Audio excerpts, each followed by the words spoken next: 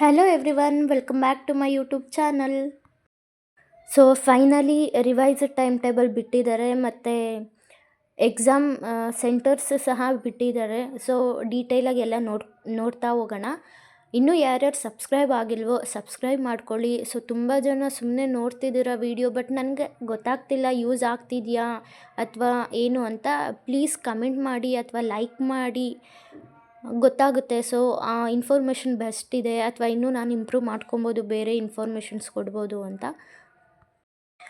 So exam time table ನೋಡೋದಾದರೆ first ನಮಗೆ start ಆಗೋದೇ ಓಪನ್ ಎಲೆಕ್ಟಿವ್ ಸಬ್ಜೆಕ್ಟ್. ಸೊ ತುಂಬ ಜನ ಕನ್ನಡ ತಗೊಂಡಿರ್ತೀರ, ಇಂಗ್ಲೀಷ್ ತಗೊಂಡಿರ್ತೀರ, ಮತ್ತು ಇನ್ನಷ್ಟು ಜನ ತೆಲುಗು, ಹಿಂದಿ, ಎಕನಾಮಿಕ್ಸ್ ಸುಮಾರು ತಗೊಂಡಿರ್ತೀರ. ಬಟ್ ನಂದು ಇಂಗ್ಲೀಷ್ ತಗೊಂಡಿರೋದು ನಾನು. ಸೊ ಇಂಗ್ಲೀಷ್ ಸಬ್ಜೆಕ್ಟ್ ಬಂದು 3-6 ಇದೆ. ಸೊ ಟ್ಯೂಸ್ಡೇ ಇದೆ, ಅದು ಜೂನಲ್ಲಿ. ಸೊ ಜೂನ್ 3 ಸ್ಟಾರ್ಟ್ ಆಗ್ತಿದೆ ನಮ್ಮ ಎಕ್ಸಾಮ್ಸು. ಸೊ ನೀವು ನೋಡ್ಬೋದು ಎಲ್ಲೂ ಗ್ಯಾಪ್ ಇಲ್ಲ ಎಕ್ಸಾಮ್ಸ್ಗೆ. ಸೊ ನೆಕ್ಸ್ಟು ಮೇನ್ ಸಬ್ಜೆಕ್ಟ್ಸಿಗೆ ಬರೋದಾದರೆ, ಸೊ ನಂದು ಬಂದು ಕಾಮರ್ಸಿಂದ. ಸೊ ಕಾಮರ್ಸಲ್ಲಿ ಫಸ್ಟ್ ಸಬ್ಜೆಕ್ಟ್ ಬಂದು ಮ್ಯಾನೇಜ್ಮೆಂಟ್ ಆ್ಯಂಡ್ ಬಿಹೇವಿಯರಲ್ ಪ್ರೋಸೆಸ್ ಇದೆ. ಸೊ ಅದು ಬಂದು 5-6 ಇದೆ. ಸೊ ಅಂದರೆ ಥರ್ಸ್ಡೇ 1 ಡೇ ಗ್ಯಾಪ್ ಇದೆ ಅಷ್ಟೇ. ಸೊ ನೆಕ್ಸ್ಟು ಸಬ್ಜೆಕ್ಟ್ ಬಂದು business policy and environment 8th ಇದೆ ಅದು. ಸೊ ನೆಕ್ಸ್ಟು 10th ಬಂದು ಮಾರ್ಕೆಟಿಂಗ್ ಮ್ಯಾನೇಜ್ಮೆಂಟ್. ಸೊ ಹೀಗೆ ನಿಮ್ಮ ಸಬ್ಜೆಕ್ಟ್ಸ್ ಯಾವ್ದ್ಯಾವುದು ಸಪ್ರೇಟ್ ನೀವು ತುಂಬ ಜನ ಬೇರೆ ಬೇರೆ ಸಬ್ಜೆಕ್ಟ್ಸ್ನ ಸೆಲೆಕ್ಟ್ ಮಾಡಿರ್ತೀವಿ. ಸೊ ಅದ್ರ ಪ್ರಕಾರ ನೀವು ನೋಡ್ಕೊಳ್ಳಿ. ಸೊ ಈಗ ನಂದು ಕಾಮರ್ಸ್ ಆಗಿರೋದ್ರಿಂದ ಈ ರೀತಿ ನಾನು ಚೆಕ್ ಮಾಡಿಕೊಂಡೆ.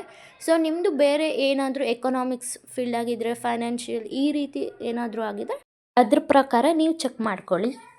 ಸೊ ನೆಕ್ಸ್ಟು ಎಕ್ಸಾಮ್ ಸೆಂಟರ್ಸ್ ನೋಡೋದಾದರೆ ಬೆಂಗಳೂರು 2 ಅಂತ ಈ ರೀತಿ ಹಾಕ್ಬಿಟ್ಟು BA BCom ಈ ರೀತಿ ಎಲ್ಲ ಮೆನ್ಷನ್ ಮಾಡಿದ್ದಾರೆ. ಸೊ ನಮ್ಮದು ನೋಡೋದಾದರೆ MCom ಬೆಂಗಳೂರು 1 ಅಂತ ಇದೆ. ಸೊ ಬೆಂಗಳೂರು 1 ಅಂತ ಇದ್ದು MA MCom ಅಂತ ಮೆನ್ಷನ್ ಮಾಡಿದ್ದಾರೆ.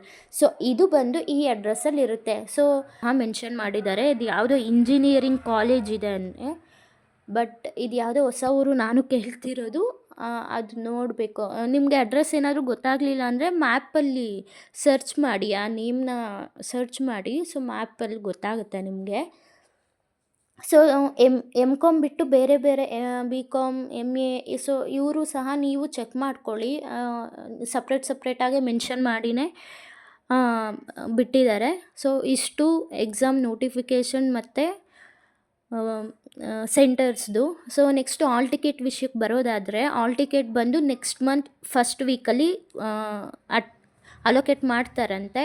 ಸೊ ಇದು ಯೂನಿವರ್ಸಿಟಿ ಕಡೆಯಿಂದನೇ ಇನ್ಫಾರ್ಮ್ ಬಂತು.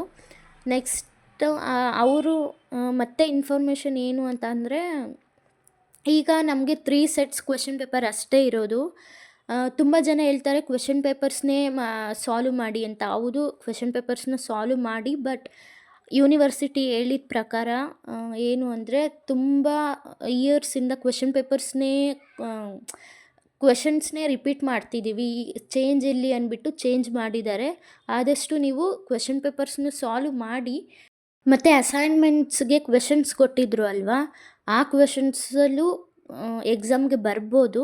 ಆ ಕ್ವೆಶನ್ಸೂ ಇಂಪಾರ್ಟೆಂಟೇ ನಿಮಗೆ. ಮತ್ತು ಯಾವುದ್ರಲ್ಲಾದರೂ ಕ್ವೆಶನ್ಸ್ ತೆಗಿಬೋದು. ಕ್ವೆಶನ್ ಪೇಪರಲ್ಲಿ ಇರೋದು ಮಾತ್ರ ಬರುತ್ತೆ ಅಂತ ಹೇಳೋಕ್ಕಾಗಲ್ಲ. ಈಗ ಎಲ್ಲ ಯೂನಿವರ್ಸಿಟಿಯವರೆಲ್ಲ ಸೇರಿಕೊಂಡು ಡಿಸೈಡ್ ಮಾಡಿದ್ದಾರೆ, ಕ್ವೆಶನ್ ಪೇಪರ್ಸೇ ತುಂಬ ಸಲ ರಿಪೀಟ್ ಆಗ್ತಿದೆ, ಸೊ ಡಿಫ್ರೆಂಟಾಗಿ ಇರಲಿ ಅಂತ ಚೇಂಜ್ ಮಾಡಿದ್ದಾರೆ ಅಂತ ಇನ್ಫಾರ್ಮೇಷನ್ ಸಿಕ್ತು. ಸೊ ಆದಷ್ಟು ನೀವು ಏನು 3 ಸೆಟ್ ಇದೆ, 3 ಇಯರ್ಸ್ ಕ್ವೆಶನ್ ಪೇಪರು, ಅದನ್ನು ಮುಗಿಸಿ ಓನಾಗಿ ಅಸೈನ್ಮೆಂಟ್ಸ್ ಕ್ವೆಶನ್ಸ್ ಆಗಲಿ ಅಥವಾ ನಿಮಗೆ ಈ ಕ್ವೆಶನ್ಸ್ ಕೇಳ್ಬೋದು ಅಂತ ಯಾವ್ದ್ಯಾವ್ದು ಇರುತ್ತೋ ಆ ಕ್ವೆಶನ್ಸನ್ನು ನೀವು ಓದ್ಕೊಳ್ಳಿ ಅಷ್ಟೇ. ಜಸ್ಟ್ ಪಾಸ್ ಆಗಬೇಕು ನಮಗೆ ಸಾಕು ಅಂತ ಅಂದರೆ ಕ್ವೆಶನ್ ಪೇಪರ್ಸ್ ಮಾತ್ರ ಓದ್ಕೊಳ್ಳಿ ಅಷ್ಟೇ. ಸೊ ಇಷ್ಟು ಎಕ್ಸಾಮ್ ಅಪ್ಡೇಟ್ಸ್ ಆಗಿತ್ತು. ಇನ್ನೇನಾದರೂ ಡೌಟ್ ಇದ್ದರೆ ಪ್ಲೀಸ್ ಕಮೆಂಟ್ ಮಾಡಿ ತಿಳಿಸಿ. ಲೈಕ್ ಮಾಡಿ, ಶೇರ್ ಮಾಡಿ, ಸಬ್ಸ್ಕ್ರೈಬ್ ಮಾಡ್ಕೊಳ್ಳಿ. Thank you for watching.